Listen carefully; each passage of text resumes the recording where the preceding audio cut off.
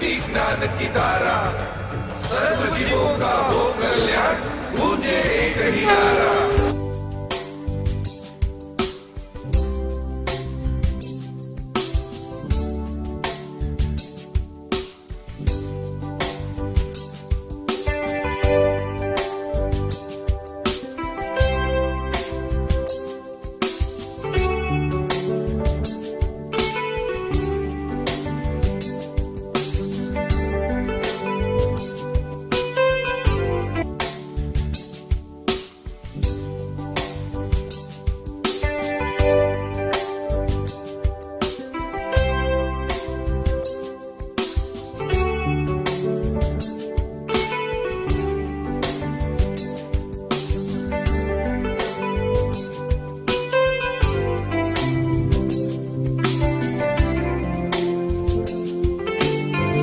આંબિલ ઓળીનો બીજો દિવસ એટલે સિદ્ધ પદની આરાધનાનો દિવસ. 9 પદની આરાધના એ જ અનંત અનંત આત્માઓને મોક્ષે લઈ જનારી બને છે. અનંત આત્માઓ મોક્ષ ગયા, અનંત આત્માઓ મોક્ષ જઈ રહ્યા છે અને અનંત આત્માઓ મોક્ષ જશે. એ માત્ર ને માત્ર 9 પદનો મહિમા છે. અને એ 9 પદનો મહિમા અપરંપાર બતાવી રહ્યા છે પરમાત્મા. એમાં સિદ્ધ પદની આરાધના. સિદ્ધ એટલે જેમણે અનંત અનંત સુખને પ્રાપ્ત કરી લીધું, જેમણે સકલ કર્મનો ક્ષય કરી લીધો, આવા સિદ્ધ પરમાત્મા. 9 પદમાં 3 વિભાગ કરવામાં આવ્યા છે: દેવ, ગુરુ અને ધર્મ. અરિહંત અને સિદ્ધ પદ એ સાધ્ય કક્ષાના આરાધ્ય તત્વ છે. એક અપેક્ષાએ સિદ્ધ એ પ્રથમ આવે છે કે એમને 8 કર્મથી આત્મા મુક્ત થઈ ગયો છે. પરંતુ અરિહંત પ્રથમ એટલા માટે છે કે એવા સિદ્ધ પરમાત્માની ઓળખાણ કરાવનાર જો કોઈ હોય તો એ અરિહંત છે. એમનો પ્રથમ ઉપકાર છે. એવા સિદ્ધ બનવાનો માર્ગ બતાવનાર જો કોઈ હોય તો એ અરિહંત પરમાત્મા છે. એ અપેક્ષાએ અરિહંત પદ પહેલું અને સિદ્ધ પદ બીજું મૂકવામાં આવ્યું છે.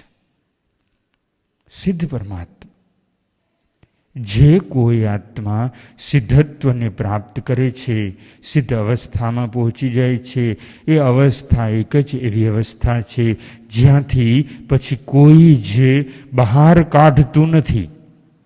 બાકી આ બ્રહ્માંડમાં આત્મા ગમે તે ગતિમાં જાય, ગમે ત્યાં જાય, થોડો સમય થશે, આયુષ્યના કર્મ દલિકો પૂરા થશે એટલે તરત જ એ ગતિને છોડવાની છે.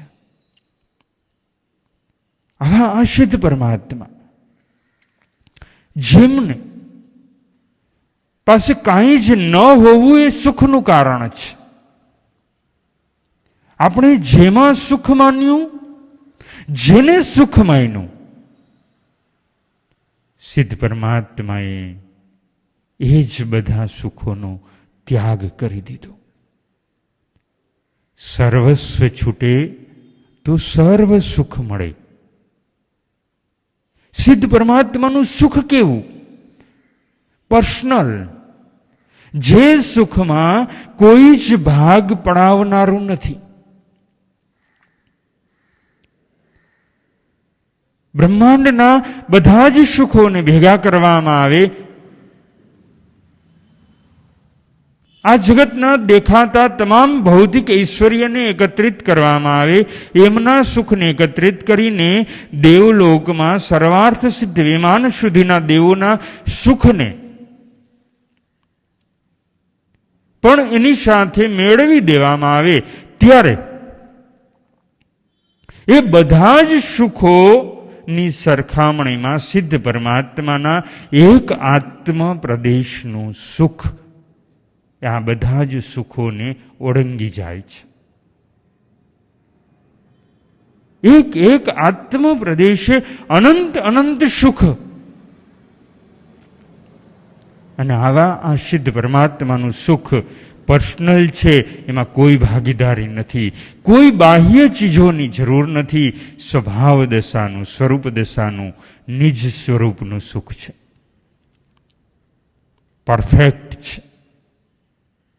એમાં કોઈ જાતનું મિશ્રણ નથી. પરફેક્ટ સુખ. સંસારના તમામ સુખો એ સાધનો, સામગ્રીઓ, સગવડતાઓના સુખો એ દુઃખથી મિશ્રિત છે. ત્રીજું કહે છે પરમેનન્ટ.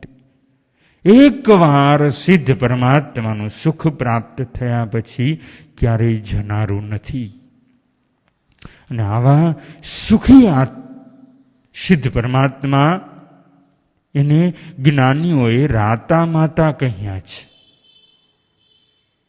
રાતા માતા એટલે જેઓ સુખને કારણે લાલ બુંદ જેવા બની ગયા છે, એટલે સિદ્ધ પરમાત્માનો વર્ણ લાલ બતાવવામાં આવ્યો. લાલ વર્ણથી સિદ્ધ પરમાત્માની આયંબિલ કરવી. 9 મહિના સુધી જે આત્મા સિદ્ધ પરમાત્માનું નામ સ્મરણ, નમો સિદ્ધાણમ પદની આરાધના, જપ સાધના કરે, લાલ વર્ણનું ધ્યાન કરે, એ આત્મામાં એક દિવ્ય સંમોહન શક્તિ, દિવ્ય આકર્ષણ શક્તિ પ્રગટ થાય છે, જે એમના ચિત્તને, એમના મનને ધર્મ તરફ આકર્ષિત કરે છે, ધર્મમાં સંમોહિત કરે છે. એ આત્માનું જીવન પ્રામાણિકતાયુક્ત બને છે. એ આત્મામાં સરળતા આવે છે, ભદ્રિકતા આવે છે. અને એ આત્મા પોતાના જીવનને ધર્મમય બનાવી દે છે. આવા આ સિદ્ધ પરમાત્મા જગતના બધા જ ચક્રમાં સર્વથી શ્રેષ્ઠ કોઈ ચક્ર હોય તો એ સિદ્ધ ચક્ર કહેવામાં આવ્યું. આ સિદ્ધ પરમાત્મા સિદ્ધ શિલા ઉપર નહીં, સિદ્ધ ક્ષેત્રમાં બિરાજે છે. સિદ્ધ પરમાત્મા માટે કહેવામાં આવ્યું એક માહી અનેક રાજે, અનેક માહી એકિકમ, એક અનેક કી નાહી સંખ્યા, નમો શુદ્ધ નિરંજનમ. સિદ્ધ પરમાત્માની વાત કરતા કરતા આવી આ 9 પદની આરાધના જેમણે કરી એવા શ્રીપાલ અને મૈણાની કથા, જે કથા ભવની વ્યથાઓનો ભાર ઉતારી રહી છે. આમ તો કથા 100 લીટીમાં પણ લખાઈ જાય, પરંતુ એ કથાની એક એક શબ્દને સમજતા કદાચ 100 વર્ષ નીકળી જાય. પાત્રને ન્યાય મળવો જોઈએ. માત્ર વાંચવા માટે કથા નથી. કથા એ સ્ટોરી નથી, કથા એ કાલ્પનિક નથી, કથા એ તો વાસ્તવિક સ્વરૂપ છે. જીવનમાં ઘટિત થયેલી ઘટના છે. અને આવી ઘટિત થયેલી વર્ષો પૂર્વેની ઘટના શ્રીપાલ અને મૈણા સુંદરી પિતા પ્રજાપાલ રાજા પરીક્ષા લઈ રહ્યા છે.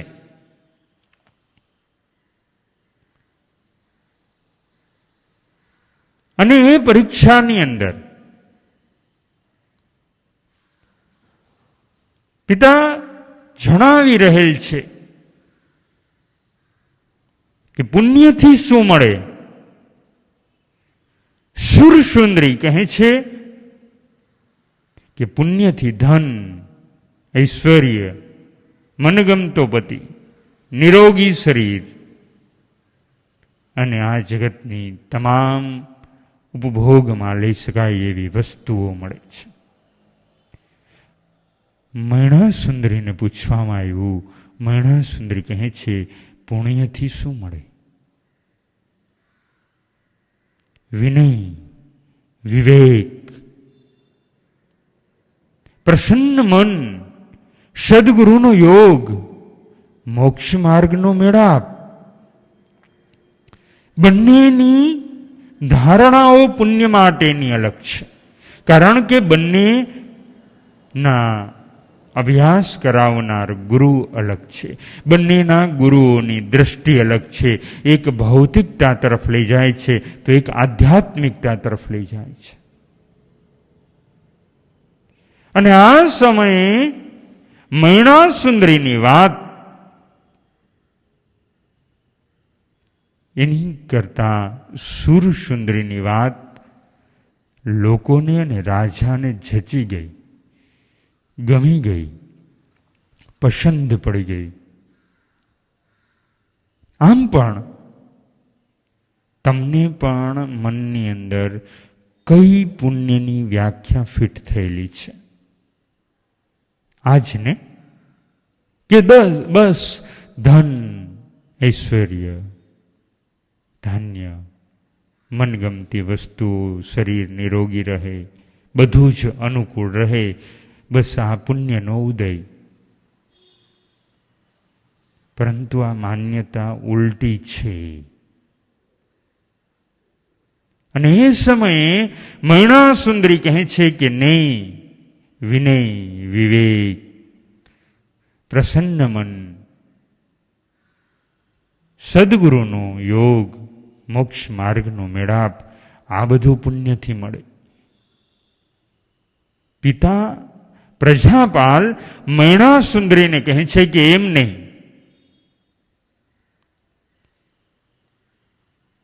વસ્તુ તો જે હું આપીશ એ મળશે. અને મૈણા સુંદરીને કહે છે કે કર્મ કરે તે નહીં, હું કરું તે થાય. મૈણા સુંદરી કહે છે કે કર્મ કરે તે થાય, આપ કરો તે ન થાય. બંનેની વચ્ચે ચર્ચાઓ ચાલવા લાગી. ચર્ચાઓ વાદમાં પરિવર્તિત થવા લાગી. રાજા પોતાની વાતમાં અડગ છે તો આ તરફ મૈણા સુંદરી પણ પોતાની વાતમાં અડગ છે. રાજા કહે છે કે એક વાર માની લે કે હું કરું તે થાય. આ બધું જે કંઈ સુખ મળ્યું છે એ મારા દ્વારા તને પ્રાપ્ત થયું છે. મૈણા સુંદરી કહે છે વાત સાચી, પણ મારા પુણ્યનો ઉદય હતો એટલે મને મળી છે. માત્ર તમારા આપવાથી નહીં, તમે એમાં નિમિત્ત માત્ર છો. એનો મતલબ એવો નથી કે એ પિતાના ઉપકારને ભૂલી ગઈ છે. ઉપકારને તો યાદ રાખ્યો જ છે, પરંતુ એ સમયે એ સમજાવી રહી છે કે જે કાંઈ તમે પણ મને મળ્યા છો એ પુણ્યના ઉદયથી મળ્યા છો. પુણ્યથી વિશેષ કંઈ જ નથી. અને એટલા માટે મૈણા સુંદરી પોતાની વાતમાં અડગ છે. આ તરફ રાજા કહે છે કે નહીં, હું કહું તે થાય. વાત વણસતી લાગી. મંત્રીઓએ તરત જ સાવચેતી વાપરીને રાજાને કહે છે કે રાજન, રાજવાટિકામાં જવાનો સમય થઈ ગયો છે, વાતને અહીંયા પૂર્ણ કરીએ. અને મંત્રીઓ રાજાને લઈ અને રાજવાટિકા તરફ જાય છે. અને એ સમયે રાજાના મનમાં ક્રોધનો આવેશ તો છે. ક્રોધના આવેશમાં માણસ શું કરે એ એમને પોતાને જ ખબર નથી હોતી. અને એ સમયે સામેથી 700 કોઢિયાઓ આવતા મંત્રીએ જોયા. એમને થયું કે એક તો ક્રોધમાં છે, ફરી પાછા આ લોકો મળશે, માટે રસ્તો બદલાવી દઈએ. રસ્તો બદલાવા જાય છે અને રસ્તો બદલાવતા સમયે ફરી પાછો એ જ કોઢિયાઓમાંથી એક કોઢિયો, જેમને મંત્રી તરીકે એ લોકોએ સ્થાપિત કરેલો, મંત્રી બનાવવામાં આવેલો, એ કોઢિયો ત્યાં આવ્યો. જેમના શરીરમાંથી પરુ નીકળી રહ્યા છે, દુર્ગંધ આવી રહી છે, ચેપી રોગ છે. આવી અને રાજાને પ્રણામ કરે છે. એમની પ્રશંસા કરવા લાગ્યો કે અમારો 700 કોઢિયામાં એકને અમે મુખ્ય બનાવ્યો છે, એમનું નામ ઉંબર રાણો છે. આ ઉંબર રાણાને માટે અમને એક કન્યા જોઈએ છે. એમના પુણ્ય પ્રભાવથી અમને ભોજન તો મળી જાય છે, અમને રહેવાની સગવડતા પણ મળી જાય છે, પરંતુ જો એક કાણી, કુબડી, બોડી, બાબડી એવી કોઈ પણ એક કન્યા જો મળી જાય તો અમે એમના લગ્ન કરાવી દઈએ અને અમારા રાણાને એક રાણી થઈ જાય. અમે દેશ વિદેશમાં તમારી ખૂબ પ્રશંસાઓ સાંભળી છે. આપ તો કલ્પતરુ સમાન છો, માટે અમને આ એક કન્યા આપી દો. તમારી કોઈ પણ એવી દાસી પણ અમને ચાલશે.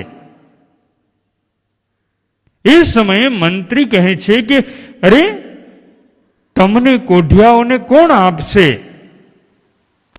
અને એટલે પેલો જે મંત્રી હતો એ મંત્રી રાજાની પ્રશંસા કરવા લાગ્યો.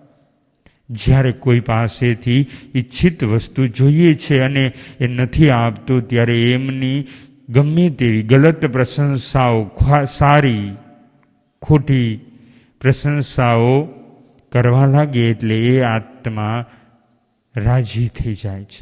બસ એ જ ન્યાય. પેલો કોઢિયો પણ એમની પ્રશંસા કરતો જાય છે કે અરે, તમે જ તો કલ્પ વૃક્ષ સમાન છો, તમે અમને આપવા સમર્થ છો, અમને આપો કંઈક. અને એ સમયે ક્રોધમાં રહેલા રાજાને રાજસભામાં બનેલી ઘટનાઓ યાદ આવી, સ્મૃતિમાં આવતી જાય છે. કહે છે કે રાજમહેલે આવી જજો.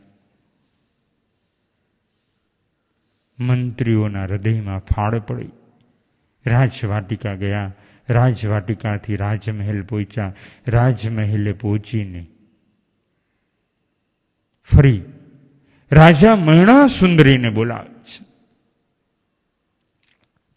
કે એક વાર સ્વીકારી લે કે કર્મથી નહીં, હું જે આપું તે મળે. કર્મ કરે તેમ નહીં, હું કરું તેમ થાય. પરંતુ મૈણા સુંદરી કહે છે કે નહીં, કર્મ કરે તે થશે. અને એ સમયે ક્રોધના આવેશમાં આવેલા રાજા પ્રજાપતિ, જેમનું બીજું નામ પ્રજાપાલ પણ કહેવામાં આવે છે, એ મૈણા સુંદરીને કહે છે કે તો આ કોઢિયા આવવાના છે, એ કોઢિયાનો સ્વીકાર કરી લે. મૈણા સુંદરી વિચારે છે કે એક તરફ ધર્મ છે, એક તરફ કર્મ છે. મારે સ્વીકાર ધર્મનો કરવાનો છે. એક આપતીને માટે, કોઈ એક વસ્તુને માટે હું ધર્મના માર્ગને નહીં છોડું. ધર્મના માર્ગ પર ટકી રહેવું એ બહુ મુશ્કેલ છે. 700 કોઢિયાઓ, ઉંબર રાણો રાજમહેલના પટાંગણમાં આવી ગયા. અને એ સમયે રાજા કોઢિયાના મુખી એવા ઉંબર રાણાને કહે છે કે આ કન્યા તને આપી. મહેલમાંથી બહાર આવતી વખતે મૈણા સુંદરીએ વિચાર્યું પણ નહીં હોય કે શું સ્થિતિ બનશે. કર્મ શું કરે છે? કર્મ આ જ તો કરે છે. નહીં ધાર્યું કરાવે એનું નામ છે કર્મ. અને એ સમયે પેલો ઉંબર રાણો રાજાને કહે છે કે મેં તો કોઈ કાણી, બાડી, બોબડી આવી માંગી હતી, કદરૂપી, આવી સ્વરૂપવાન નારી, આવી સ્વરૂપવાન સ્ત્રી મેં નથી માંગી. કાગડાના ગળામાં મોતીનો હાર ન શોભે રાજન. પણ રાજા કહે છે કે બસ તારા કર્મના ઉદય તને આજ મળી છે એનો સ્વીકાર કરી લે. અને એ સમયે મૈણા સુંદરી પણ વિચાર કરે છે કે આ ઉંબર રાણો, હું એને મળું છું, રાજા આપવા તૈયાર છે પણ એ સ્વીકારવા તૈયાર નથી. એનો મતલબ જ એ છે કે એ કુળવાન છે, એ સંસ્કારી છે. પોતાની યોગ્યતાને એ જાણે છે. વર્તમાન સમય માત્ર ને માત્ર રૂપ અને રૂપિયાને જ જોવામાં આવી રહ્યા છે. ત્યારે અહીંયા શ્રીપાલ અને મૈણાના જીવનમાંથી સંદેશ લેવાનો છે. યોગ શાસ્ત્રમાં કલિકાલ સર્વજ્ઞ હેમચંદ્રાચાર્ય મહારાજ કહે છે કે વૈરાગ્ય ભાવ જાગ્યો નથી, દીક્ષાના ભાવ નથી થયા, સંસારનો ત્યાગ કરવા માટે આત્મા અસમર્થ છે. એટલે વ્યાભિચારના માર્ગે ચાલ્યો ન જાય એના માટે વિવાહની વાત કરવામાં, સમાન કુળ, સમાન કુળ અને ઐશ્વર્યવાળા વ્યક્તિઓ સાથે વિવાહની વાત કરવામાં આવી. એટલે અહીંયા પણ એ જ વસ્તુ છે કે મૈણા સુંદરી વિચારે છે કે આ સ્થિતિ કેવી રીતે આવી, કારણ કે હું સંયમ લેવા માટે અસમર્થ છું. સત્તુશાળી આત્મા પોતાની ખુમારી, પોતાનું સત્વ જ્યારે પણ જાગે ત્યારે જ સંયમ લે છે. એ જોવે છે કે આ કર્મનો ઉદય છે. જીન શાસનની આજ્ઞા, પરમાત્માના વચનને સાચવવા માટે આ કોઢિયા વ્યક્તિનો સ્વીકાર કરવો એ જ યોગ્ય છે. અનેક પ્રકારની રકઝક, અનેક પ્રકારની ચર્ચાઓ ઉંબર રાણા અને રાજાની ચાલી રહી છે. એ સમયે તરત જ મૈણા સુંદરી ઉંબર રાણાનો હાથ પકડી અને ચાલતી થઈ ગઈ. એકવાર આર્ય નારી જેમનો હાથ પકડે એમનો હાથ ક્યારેય છોડે નહીં. અને એટલે જ તો ભારત વર્ષમાં સેકન્ડની પરંપરા નથી. હાથ જોડીને સામેની વ્યક્તિનું સ્વાગત કરવાની પરંપરા છે. સેકન્ડમાં તો એકવાર હાથ મિલાવ્યો ને 2 મિનિટમાં છોડી દેશે. ત્યારે અહીંયા મૈણા સુંદરી એમનો હાથ પકડી અને ચાલતી થઈ ગઈ. પ્રજા જોતી રહી ગઈ. માતા રૂપ સુંદરી જોવે છે. એમને તો વજ્રાઘાત લાગી ગયો કે આ શું થઈ રહ્યું છે. ઉંબર રાણાનો હાથ પકડી અને મૈણા ચાલતી થાય છે ઉંબર રાણાના આવાસ તરફ. આ તરફ રાજા એમ વિચારવા લાગ્યો કે હું જીતી ગયો, મારું ધાર્યું થયું.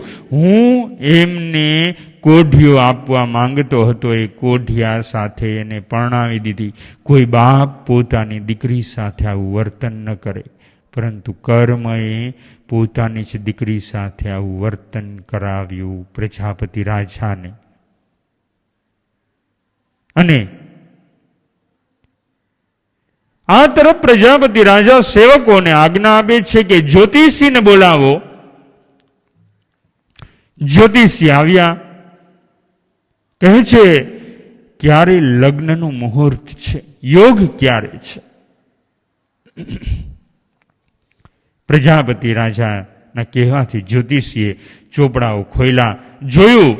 કહે છે કે આજે લગ્ન બળ ખૂબ સારું છે રાજન, અને સૌથી સારામાં સારો યોગ જો કોઈ હોય તો એ છે જે સમયે મૈણા સુંદરીએ ઉંબર રાણાનો હાથ પકડ્યો, એ સમયે સૌથી શ્રેષ્ઠ લગ્નનું યોગ બળ હતું. હવે છે પણ સામાન્ય છે. એટલે રાજાને ફરી પાછો ક્રોધ આવ્યો કે સારું લગ્ન બળ હોત તો કોઢિયો થોડો મળત. તમારા પુસ્તકોને, તમારા ચોપડાને, તમારી પોથીઓને એક તરફ નાખો. અત્યારે જ સુરસુંદરી અને અરિદમન કુમારના લગ્ન કરી દો. અને બંનેના લગ્નનો તૈયારીઓ થવા લાગી. બંનેના લગ્ન કરી દેવામાં આવ્યા અને ખૂબ ધૂમધામથી એ લગ્ન થયા. એ સમયે રાજાના મનની અંદર એક જ વિચાર છે કે હું જીતી ગયો અને કર્મ હારી ગયા. હકીકત એવી નથી. હકીકત તો એ છે કે કર્મ જ જીતે છે. ધાર્યું હોય છે કંઈ અને થતું હોય છે કંઈ. માત્ર કોઈ થોડું સુખ મળવાથી પુણ્યનો ઉદય છે, આવી ધારણામાંથી આત્માએ બહાર નીકળવાનું છે. સંસારનું કોઈ સુખ મળી ગયું એ પુણ્યનો ઉદય છે, અને સુખ ન મળ્યું એ પાપનો ઉદય છે. આવી વ્યાખ્યામાંથી આત્માએ બહાર આવવાની જરૂર છે. આ તરફ સાંજનો સમય થયો. ઉંબર રાણાના આવાસમાં મૈણા સુંદરી પ્રવેશ કરે છે. બંને બેઠા છે અને એ સમયે ઉંબર રાણો મનની અંદર વિચાર કરી રહ્યો છે કે એક તરફ પિતાની પકડ હતી, બીજી તરફ મૈણા સુંદરીની જીદ હતી, અને બની શકે કે બંને આવેશમાં હતા અને આવેશમાં મૈણા સુંદરીએ મારો હાથ પકડી લીધો હોય. પરંતુ હવે આવેશ ઓછો થઈ ગયો, આવેશ ચાલ્યો ગયો છે, ત્યારે સત્ય સમજાવવું જોઈએ. એટલે એ સમયે ઉંબર રાણો મૈણા સુંદરીને કહે છે કે એમ કરો, તમારું જીવન નહીં બગાડો. તમે કોઈ યોગ્ય સારો રાજકુમાર ગોતીને એ રાજકુમારની સાથે લગ્ન કરી લો. અને એ સમયે મૈણા સુંદરી ઉંબર રાણાના ચરણમાં પડી અને ધ્રુસકે ધ્રુસકે રડી રહી છે. જે અત્યાર સુધી જેમને કોઈ જ દુઃખ ન હતું, કોઈ ક્ષોભ ન હતો, એક આંસુ ન હતું, એ મૈણા સુંદરી રડી રહી છે. દુઃખ એ વાતનું નથી કે ઉંબર રાણો મળ્યો, દુઃખ એ વાતનું નથી કે પતિ કોઢિયો છે. મૈણા સુંદરી ઉંબર રાણાને કહે છે કે દુઃખ એ વાતનું છે કે આપ આવા શબ્દ બોલ્યા.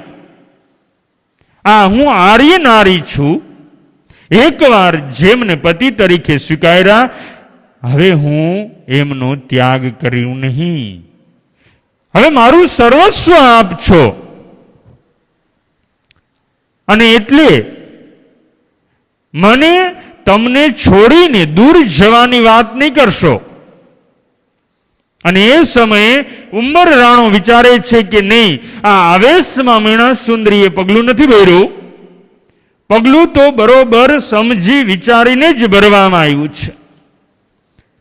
સમજપૂર્વક ભરેલું આ પગલું છે, આવેશયુક્ત ભરેલું આ પગલું નથી. એ વિચારીને ઉંબર રાણો શાંત થઈ ગયો. વિચારે છે કે આ એમની કુલીનતા છે. ધન્ય છે મીણા સુંદરીને, ધન્ય છે એમની ખુમારીને, ધન્ય છે એમના સત્વને, ધન્ય છે તમામ સુખ વૈભવ રાજ વૈભવને ચપટી વગાડતા તિલાંજલિ આપવાની એમની આ તૈયારીઓ લાખ લાખ વંદનને પાત્ર છે. માટે આવી આ મીણા સુંદરી, જેમણે પતિને સ્વીકારી તો લીધો, પિતાના ઘરને પણ છોડી દીધું, હવે મનની અંદર છે કે મારા કારણે ધર્મની નિંદા થાય છે. જ્યારે હાથ પકડીને નીકળી ગઈ એ સમયે ગ્રામજનો, અનેક સેવકો એ વિચારી રહ્યા છે, પરસ્પર બોલી રહ્યા છે, પરસ્પર એ નિંદા કરી રહ્યા છે કે આવા ધર્મથી શું જે કોઢિયો પતિ આપે,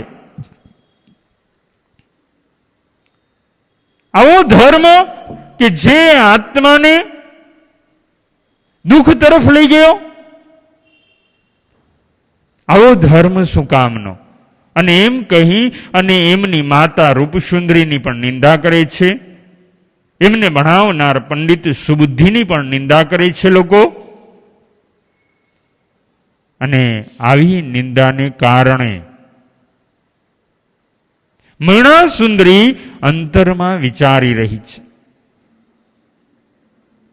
કે મારા કારણે ધર્મની નિંદા થાય છે, મારા કારણે ધર્મની નિંદા ન થવી જોઈએ. અને એ ધર્મની નિંદાથી કેમ બચવું? જીવનમાં એક સત્યને સમજી લેજો, બધું જ કરશો ચાલશે, પરંતુ જીવનમાં એક વસ્તુને નક્કી કરી લેજો કે મારા કારણે, મારા નિમિત્તે ધર્મની નિંદા થવી જોઈએ નહીં. મારા નિમિત્તે ધર્મની અપભ્રાંજના ન થવી જોઈએ. કોઈ પણ સાધુ હોય કે કોઈ પણ શ્રાવક હોય, દિલમાં એક ભાવના હોવી જોઈએ કે હું પ્રભાવક નહીં બનું તો ચાલશે, પરંતુ હું વિરાધક તો ન જ બનું. અને આવા ભાવ સાથે ઉંબર રાણાને કહે છે કે આજ તો તમે બોલ્યા, હવે આજ પછી ક્યારેય પણ બોલશો નહીં. દરેકનું પુણ્ય અલગ અલગ પ્રકારનું હોય છે. જે સમયે મગધ સમ્રાટ શ્રેણિક મહારાજા 1,78,00,000 ગામનો સ્વામી, એમને ખબર પડી કે ભદ્રા માતાએ પોતાની પુત્રવધૂને માટે 16 કંબલો લીધા છે. જે એક કંબલને ખરીદવા માટેની મારી શક્તિ ન હતી, મગધ સમ્રાટ હોવા છતાંય એવા 16 કંબલ ભદ્રા માતાએ લીધા છે. અને એવા કંબલો લઈ વાપરી અને શરીર લૂછીને એને ગટરમાં પણ નાખી દીધા છે. ત્યારે એ ભદ્રા માતા કે શાલીભદ્ર માટે ઈર્ષા નથી કરતા કે મારા કરતા એમની પાસે વધારે સંપત્તિ. ત્યારે પરમાત્માના વચનને સમજેલા શ્રેણિક મહારાજા વિચારે છે કે સંપત્તિની રૂએ ભદ્રા માતા અને શાલિભદ્રનું પુણ્ય શ્રેષ્ઠ છે, તો સત્તાની રૂએ મારું પુણ્ય શ્રેષ્ઠ છે. આવી સમાધાન વૃત્તિ એમના હૃદયમાં પ્રગટ થઈ. આપણે કોઈ ઉપર ઉપકાર કરીએ તો એને યાદ રાખવાની જરૂર નથી.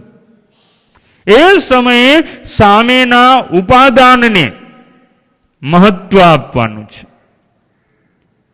અને જે સમયે કોઈ વ્યક્તિ આપણી ઉપર ઉપકાર કરે ત્યારે સામેના નિમિત્તને મહાન ગણવાનું છે, ઉપકારી ગણવાનું છે. આજ તો સ્યાદવાદ છે. સ્યાદવાદ એટલે સામેના બીજા જીવના હિતનો વિચાર કરવાનો છે.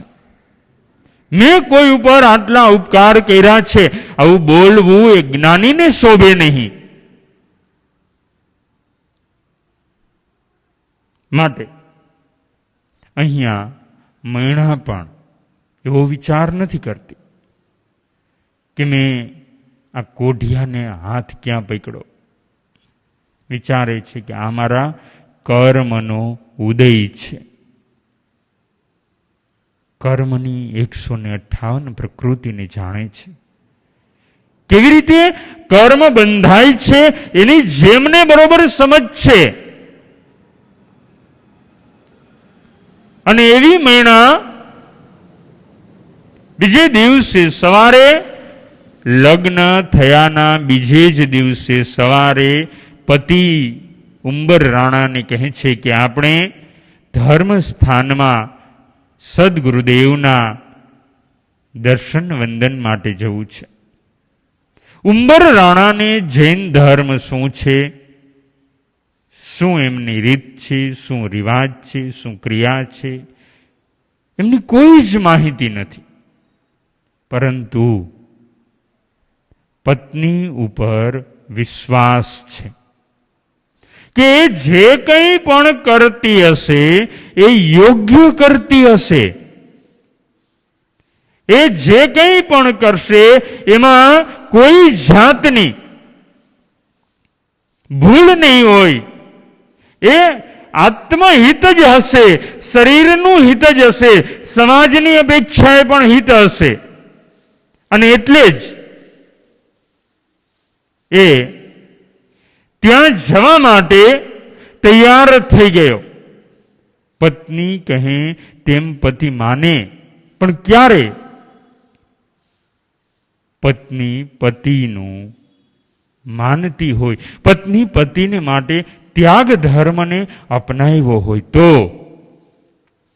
જ્યારે પત્નીએ પતિને માટે કંઈ જ ત્યાગ કરવા માટે, કંઈ છોડવા માટે, એમની વાતને માનવા માટે, એના વિચારને સ્વીકારવા માટે તૈયાર ન હોય ત્યારે પતિ પણ એમની વાતને માનશે નહીં. અહીંયા ઉંબર રાણો એમની વાતને સ્વીકારે છે. એમની સાથે ચાલવા માંડ્યો. લગ્નના બીજા જ દિવસે સવારમાં ઉઠીને ધર્મ સ્થાનકમાં જવું આ સંસ્કારની વાત છે.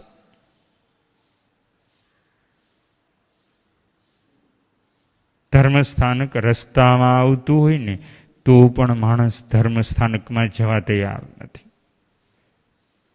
ધર્મને માટે એમણે તમામ સુખ વૈભવને ચપટી વગાડતા ક્ષણભરમાં છોડી દીધા છે. આ ખુમારીની વાત છે.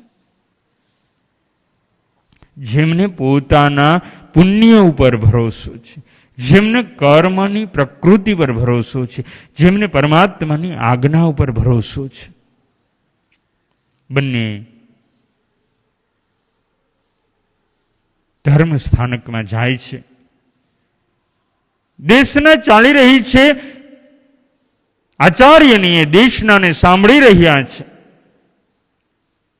દેશના પૂરી થઈ બધા જ વારા ફરતી દર્શન કરતા જાય છે. અને એ સમયે મૈણા સુંદરી પણ દર્શન કરવા માટે આગળ આવે છે. સાથે ઉંબર રાણો છે. અને એ સમયે એ આચાર્ય ભગવંત મૈણા સુંદરીને કહે છે કે આ ઉત્તમ નર રત્ન આપની સાથે કોણ છે? અને એ સમયે મૈણા સુંદરી ચોધાર આંસુએ રડી પડે છે. પોતાની આપવીતી, પોતાનું દુઃખ કોની પાસે કહેવું એ માણસને આજે ખબર જ નથી. માત્ર ને માત્ર બાહ્ય જ્ઞાન વધી ગયું, પરંતુ ભીતરીય જ્ઞાન ઘટી ગયું. અને એના કારણે જીવનની અંદર જે પ્રાપ્ત કરવાનું હતું એ જ રહી ગયું. બહારની પર્સનાલિટીમાં માણસ આજે ખોવાઈ ગયો.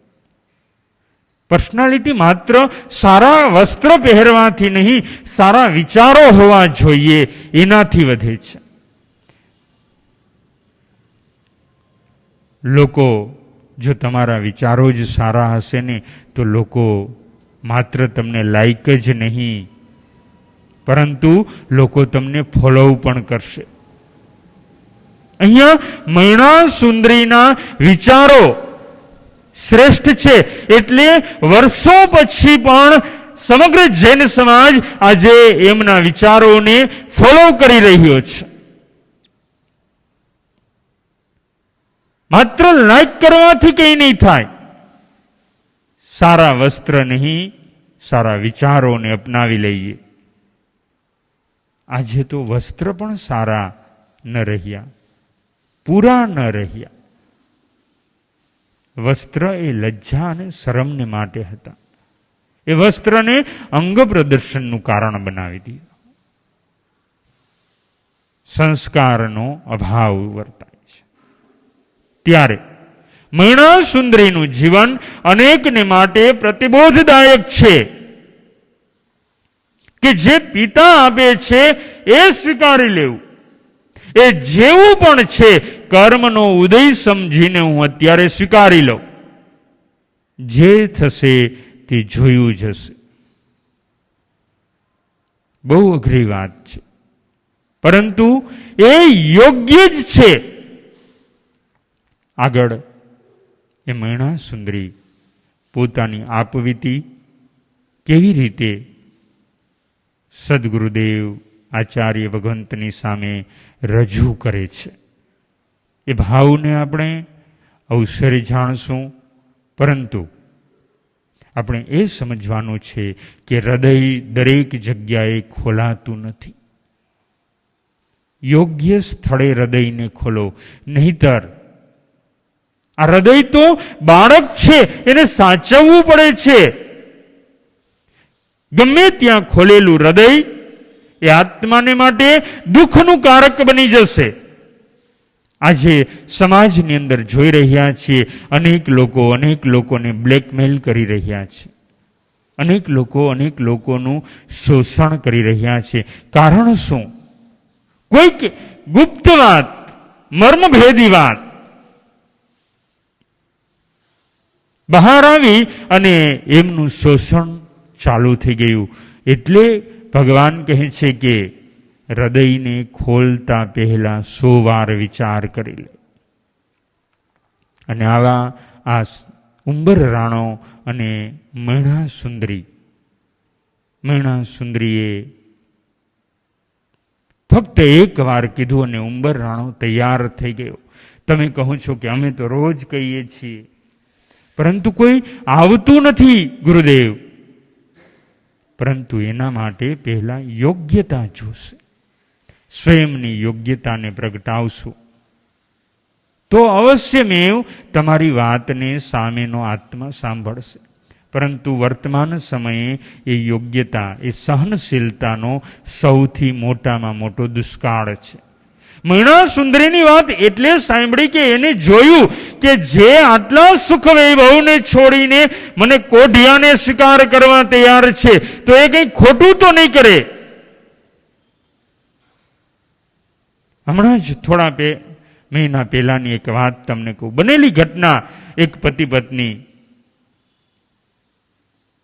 ફરવા માટે કાશ્મીર ગયા. હોટલમાં ઉતર્યા છે. હોટલમાંથી બહાર નીકળ્યા. પતિએ પત્નીને કીધું કે આ ડ્રેસ બરોબર દેખાતો નથી, બીજો ડ્રેસ પહેરી લે. બંને વચ્ચે રકઝક થઈ. પત્ની કહે છે નહીં મને આ જ ગમે છે, પતિ કહે છે મને આ ગમતો નથી.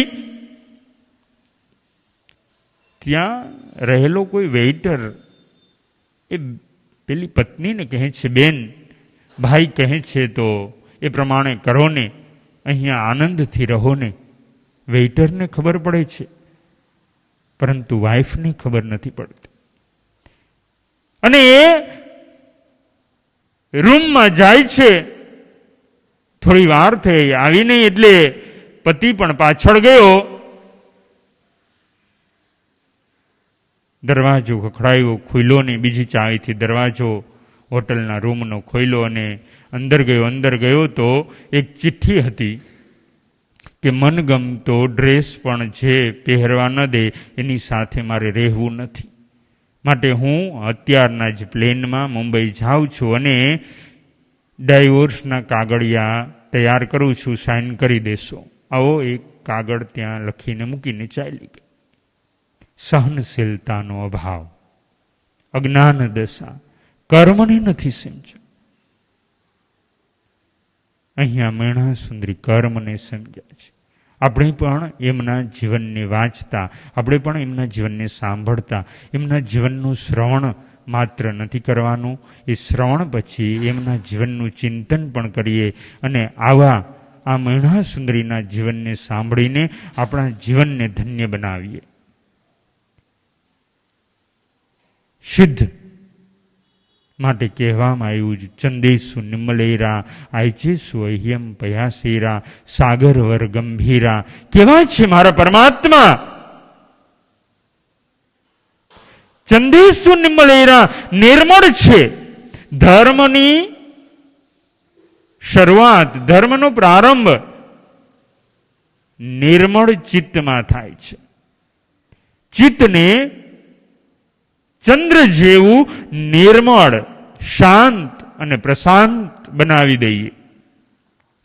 આઈચેસુ અહ્યમ પયાસેરા. આ આત્મા સ્વપ્રકાશક છે. સૂર્ય જેમ સ્વપ્રકાશક છે એમ આત્મા પણ સ્વપ્રકાશક છે. જ્ઞાનરૂપી સૂર્યનો પ્રકાશથી આત્માને પ્રકાશિત કરતો રહેવો. સાગરવર ગંભીરા, જે આત્મામાં જ્ઞાનનો ગુણ પ્રગટ થાય છે એ આત્મા સાગરની સમાન ગંભીર બની જાય છે. આવા ગુણોને આપણે જીવનની અંદર કેળવી લઈએ. સિદ્ધ પદની સાધના અને આરાધના કરતા યોગીઓ અદ્વૈત ભાવની સાધના કરતા પરમાત્મામાં લીન થઈ જાય છે. અને યોગીઓ કહે છે કે તસ્યૈવાહમ તવૈવાહમ ત્વમૈવાહમ, તસ્યૈવાહમ તવૈવાહમ ત્વમૈવાહમ, તસ્યૈવાહમ, તેનો હું છું. તવૈવાહમ, હે પ્રભુ હું તારો છું. અને છેલ્લે એનાથી આગળની ભૂમિકા એટલે ત્વમૈવાહમ, હે પ્રભુ તું એ જ હું છું અને હું એ જ તું છે. આવી ભાવના જ્યારે અંતરમાં જાગશે ત્યારે અંતર અનંત અનંત આનંદ, અનંત અનંત સુખના સાગરમાં હિલોડા લેતું હશે. આવા આનંદને, આવા સુખને પ્રાપ્ત કરવા આત્માએ અહીંયા ત્યાં ન જઈને નમો સિદ્ધાણમ પદની જે આત્માઓ સિદ્ધ થયા છે, પછી એ ભગવાન આદિનાથ હોય, ભગવાન પાર્શ્વનાથ હોય, ભગવાન મહાવીર સ્વામી હોય, ભગવાન રામ હોય, ભગવાન હનુમાન હોય, એ બધા જ આત્માઓ નમો સિદ્ધાણમ બોલતા એ અનંત અનંત 24માં થયેલા અનંત અનંત આત્માઓને નમસ્કાર થઈ જાય છે. આવા નમસ્કાર કરવા અને આવા અનંત સિદ્ધોને નમસ્કાર કરતા, એમના શરણે જતા, એમના જેવા ગુણોથી આત્મા ભાવિત બને છે અને એમના જેવા ગુણો આવતા આ આત્મા ગુણવાન બને છે, ગુણથી સમૃદ્ધ બને છે અને ગુણનો ભંડાર બને છે.